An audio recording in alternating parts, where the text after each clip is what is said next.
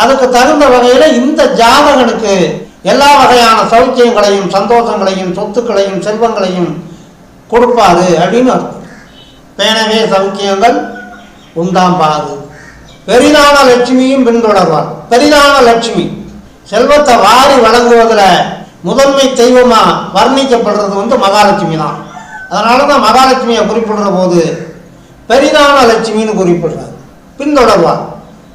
அப்போ அந்த ஜாதகனோடு உடன் இருந்து அந்த ஜாதகம் செய்யக்கூடிய எல்லா காரியங்கள்லையும் துணையாக இருந்து அந்த காரியங்களில் வெற்றி பெற்று அவன் சமுதாயத்தில் நல்ல அந்தத்தோடு உயர்வதற்கு மகாலட்சுமி துணை இருப்பாள் அப்படின்னு அர்த்தம்.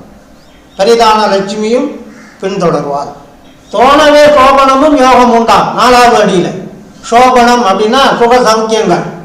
ஜாதகனை வாழ்க்கையிலே முன்னேற்றுவதற்கு அவனுக்கு என்னென்னவெல்லாம் தேவையோ அந்த தேவைகளை எல்லாம்